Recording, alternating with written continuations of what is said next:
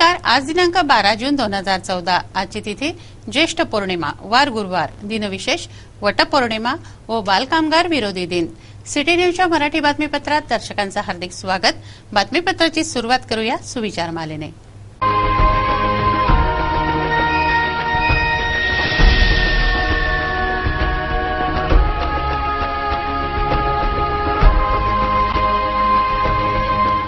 आता बघूया बातमीपत्रातील ठळक बातम्या। नो एलबीटी नो अॅक्ट्रॉय, व्यापाऱ्यांनी केलं बहिर्गमन, महापौर व्यापारी चर्चा अयशस्वी। 2 जवान जखमी, फायरिंग प्रशिक्षणादरम्यान घडली अकल्पित घटना, बंदुकीची गोळी लागली दगडाला। बाल कामगार विरोधी दिन, आजही बालकं करताहेत मजुरी, मुळाशी घाव घातल्यास बालमजुरीला बसेल आळा। टाक्यात इस्माचा मृतदेह, हत्या की आत्महत्या, पोलीस करताहेत तपास। पाणी व विजेचा नन्नाचा पाढा, सांगापूरवासी त्रस्त, रहिवाशांनी सिटी न्यूजकडे मांडली कैफियत। चला बघूया बातम्या विस्तारित स्वरूपात।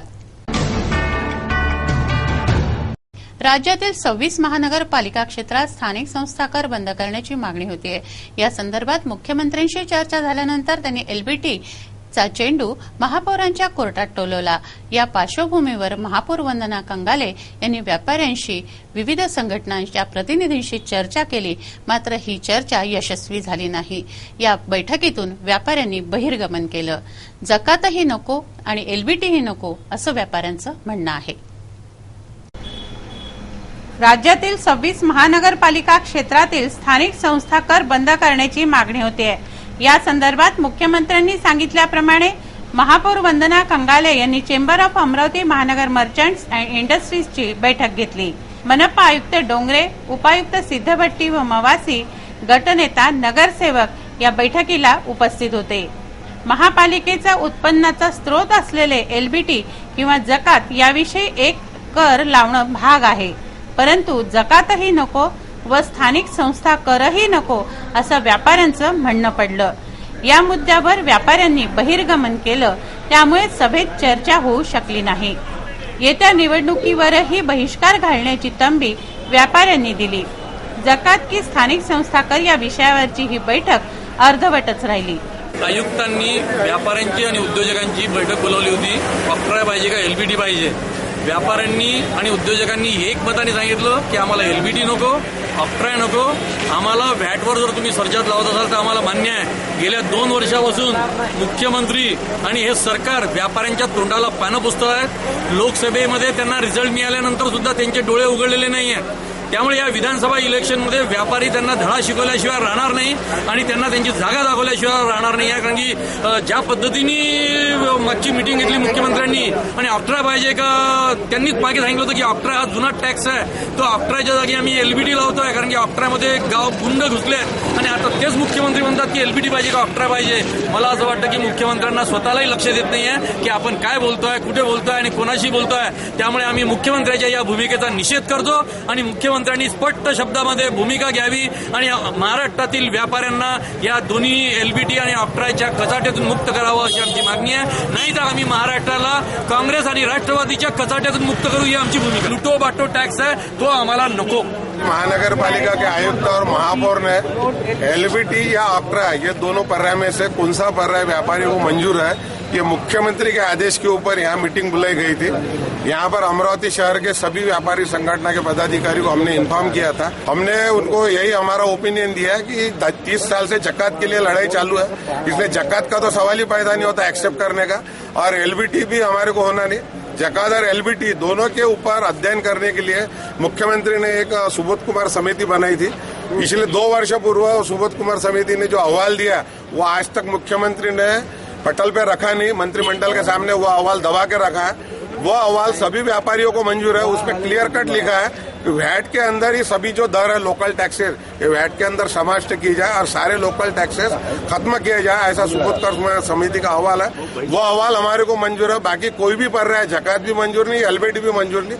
दूसरा ये है कि पूरे भारत के अंदर 29 स्टेट है, उसमें से अभी जो तेलंगाना बना वो छोड़कर 28 स्टेट है। 28 में से महाराष्ट्र एकमात्र ऐसा स्टेट है जहां पर जकात और एलबीटी दोनों सिस्टम कई सालों से चालू है। हमारा यही कहना है कि केंद्र सरकार और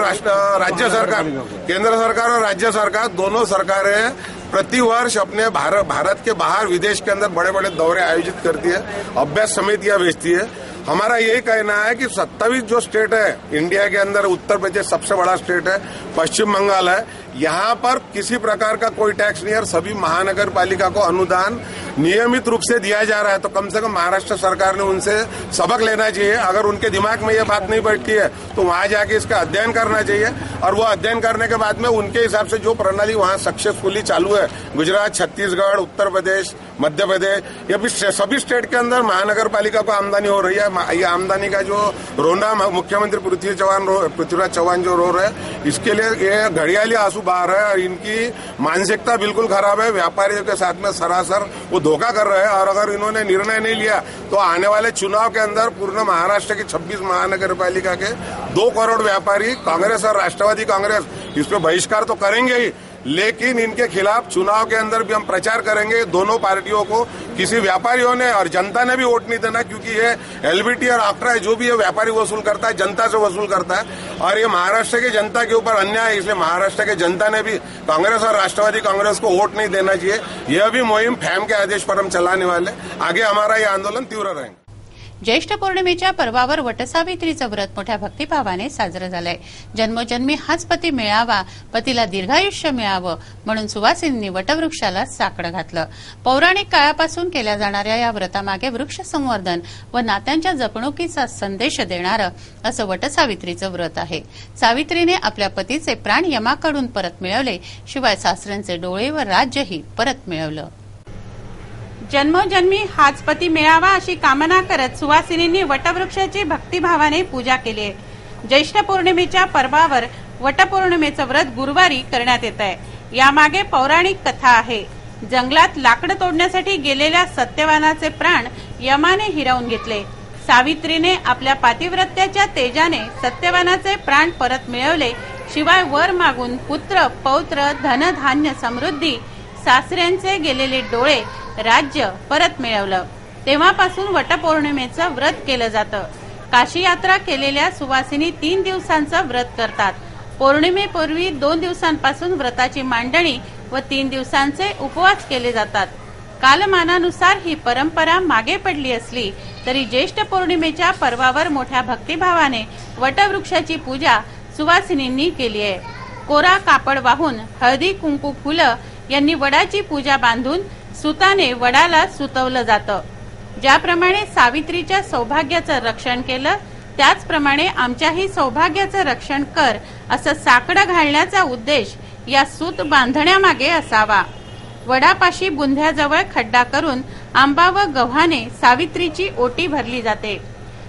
गुरुवारी परंपरागत वस्त्रालंकार लेवून सुवासिनींनी वटाची पूजा केली, तर सवाष्णींना हळदी कुंकू देऊन आंबा व गव्हाने ओटी भरली।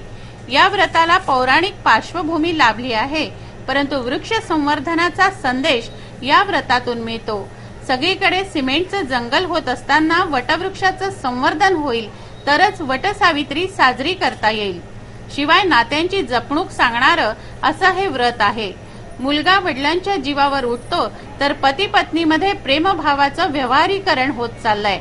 त्या पार्श्वभूमीवर कुटुंब वत्सलता, पती पत्नीमधील प्रेम, विश्वास, आपलेपणा, नात्यांची गरज व जपणूक वटसावित्रीचं व्रत शिकवतं। सावित्री सत्यवानाचे प्राण मागून थांबली नाही, तर तिने सासऱ्याची दृष्टी व राज्यही मिळवलं। विभक्त कुटुंब पद्धती, आई वडिलांना वृद्धाश्रमाची वाट दाखवणाऱ्या या काळात प्रेरक व कुटुंब, समाज व देशासाठी पूरक असं हे वटसावित्रीचं व्रत आहे म्हटल्यास वावगं ठरणार नाही। अमरावती मध्यवर्ती कारागृहात वटपौर्णिमा साजरी करण्यात आली। माहेर बहुउद्देशीय संस्थेच्या वतीने हे आयोजन करण्यात आलं। वडाची पूजा करून घरादारापासून दूर असलेल्या बंदी महिलांना वटपौर्णिमेनिमित्त हळदी कुंकू ओटी देण्यात आली। यावेळी जेल अधीक्षक हरिदास कुंटे, सुरेखा लुंगारे यांच्यासह माहेरच्या सदस्य पदाधिकारी येथे उपस्थित होत्या।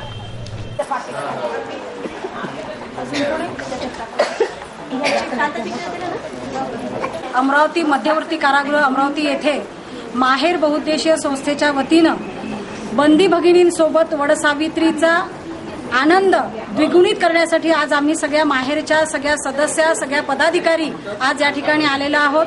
वडसावित्री हा संपूर्ण महिलांच्या जीवनातला अतिशय जिव्हाळ्याचा, अतिशय आनंदाचा आणि उत्साहाचा असा हा सण आहे. आजच्या दिवशी आमच्या सगळ्या भगिनी देवाला प्रार्थना करतात की माझ्या पतिदेवाला उदंड आयुष्य देव, माझ्या पुत्रांना पुत्रीला एक दीर्घायुष्य लाभो अशी ईश्वरचरणी आजच्या दिवशी आमची भगिनी प्रार्थना करते. आज या ठिकाणी येण्याचा आमचा उद्देश हाच की बाहेरच्या ज्या महिला आहे त्या बाहेरच्या महिलांसमवेत या बंदी भगिनी यांच्या जीवनामध्ये थोडं का क्षणभर का होईना आनंद फुलवण्याच्या दृष्टिकोनातून आज या ठिकाणी आम्ही आलेलो आहोत आणि त्यांच्या जीवनामध्ये कळत नकळत ज्या काही चुका झालेल्या आहेत त्या चुकांचं पुनर्वसन त्यांच्या आयुष्यात परत कधी होऊ नये हा एक संकल्प त्यांच्या जीवनामध्ये, हा एक संदेश देण्याच्या दृष्टिकोनातून आज या ठिकाणी आम्ही सगळ्या माहेरच्या भगिनी या ठिकाणी आलेलो आहोत. त्यांच्या हातून ज्या चुका झालेल्या आहेत, महिलांना राग खूप अनावर असतो, महिलांनी रागावर नियंत्रण, राग आणि भीकमाग असं जे म्हणतो ते रागावर नियंत्रण ठेवणं अत्यंत गरजेचं आहे. कारण रागाच्या भरामध्ये अनेक चुका आमच्या हातून होत असतात, त्या चुका वारंवार होऊ नयेत हा उद्देश, प्रामाणिक उद्देश घेऊन आज या ठिकाणी आलेलो आहे. त्याचप्रमाणे पर्यावरणाचा जो ऱ्हास होत चाललेला आहे तो पर्यावरणाचा ऱ्हास होऊ नये या उद्देशाने आज या ठिकाणी आम्ही आज हा वडसावित्रीचा कार्यक्रम घेतलेला आहे. अतिशय आनंदाचं आणि उत्साहाचं वातावरण आज आमच्या ह्या बंदी भगिनींच्या चेहऱ्यावर दिसत आहे.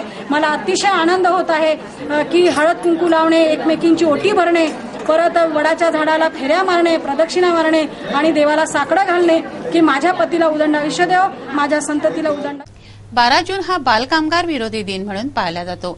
शासन प्रशासनाच्या विविध योजना असूनही आजही मोठ्या प्रमाणावर बालमजूर काम करताना दिसतात.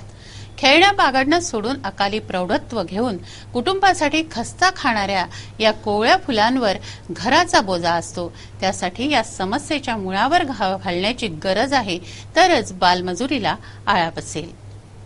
अमरावती जिल्ह्यात बालकामगार मोठ्या प्रमाणात आहेत. बाल कामगार निर्मूलनासाठी सहाय्यक कामगार आयुक्त कार्यालयाकडून विविध योजना राबवल्या जातात, तरीही बालकांवर मजुरी करण्याची वेळ येते असं का, याचं चिंतन करून समस्येच्या मुळावर घाव घालण्याची गरज आहे. 12 जून हा बाल कामगार विरोधी दिन म्हणून पाळला जातो. बालमजुरीला आळा अद्याप बसलेला नाही. गरिबीला कंटाळून बालक गुन्हेगारीकडे वळत असल्याचं दिसून येतं, तर बालकांचं लैंगिक शोषणही होत असल्याच्या घटना वाढत आहेत. या आणि अशा घटना पाहता बाल संरक्षण कायदा अधिनियम 2000 कितपत प्रयोगशील ठरतोय हे लक्षात येतं. बालमजुरांची या जाचातून सुटका करून त्यांना त्यांचं अल्लड, निरागस, अबोध बालपण परत करणं हे शासनाबरोबरच प्रत्येक नागरिकाचंही कर्तव्य ठरतं.